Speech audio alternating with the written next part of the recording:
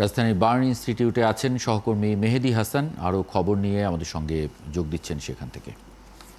মেহেদী, একটু জানাবেন আমাদের আহতদের শারীরিক অবস্থা, সর্বশেষ চিকিৎসকরা কি বলছেন?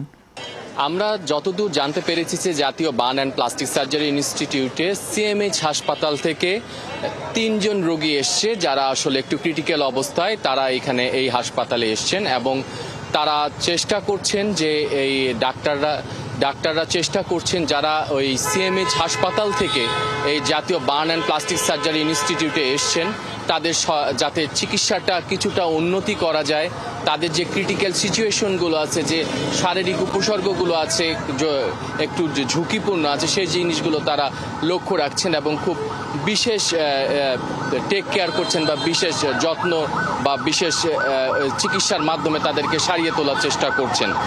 আজকে রাতে জাতীয় burn and plastic surgery institute থেকে আর কোনো ব্রিফ করা হবে না। আমাদের কাছে দুপুর 3টায় যে ব্রিফটা করেছে, যেখানে মৃত্যুর সংখ্যা 29 থেকে 31 জন বলা হয়েছে এবং ভর্তি এই হাসপাতাল সহ অন্যান্য যে হাসপাতালগুলো আছে, যে ভর্তির সংখ্যাটা 165 জনের তালিকাই আমাদের কাছে আছে।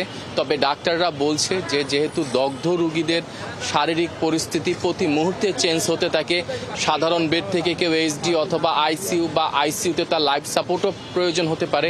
এটা খুব দ্রুত গতিতে শারীরিক অবস্থা পরিবর্তিত হতে পারে, কেউ খারাপের দিকে যায়, কেউ ভালোর দিকে যায়। এটার জন্য তা একটু সময় নিতে হবে, একটু অপেক্ষা করতে হবে। ডাক্তাররা বলছে যে সেই অপেক্ষাটা 24 থেকে 48 ঘন্টা, কিছু ক্ষেত্রে 72 ঘন্টা পর্যন্ত সর্বোচ্চ অপেক্ষা করতে হবে এবং 72 ঘন্টা পর জানা যাবে যে আসলে কোন রোগীর কি অবস্থা, সেটা বা শারীরিক পরিস্থিতিটা বা চিকিৎসাটা কোন দিকে নেওয়া যাবে বা কোন দিক নির্দেশনা চিকিৎসাটা করলে এই যে 6 থেকে 14 বছরের যে সব শিশু এই হাসপাতালগুলোতে চিকিৎসা নিচ্ছে তাদের আসলে কোন দিকে চিকিৎসাটা ভালো হবে, সেই বিষয়গুলো তারা জানাবে।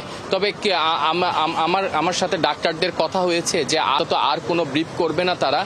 আগামীকাল হয়তো তারা ব্রিফ করবে এবং ব্রিফে হয়তো আমরা আরও বিস্তারিত জানতে পারবো যে যেহেতু এই জাতীয় burn and plastic surgery institute ছাড়াও আরও বেশ কয়েকটি হাসপাতালে, যেমন সিএমএইচ হাসপাতাল, উত্তরা আধুনিক হাসপাতাল সহ উত্তরা ক্রিসেন্ট হাসপাতাল, বেশ কিছু হাসপাতালে কিন্তু এখনও রোগীর চিকিৎসা হচ্ছে।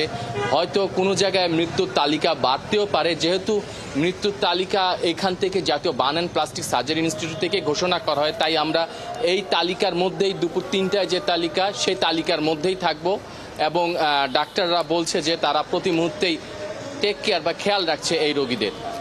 অনেক ধন্যবাদ মেহেদী হাসান যুক্ত হবার জন্য।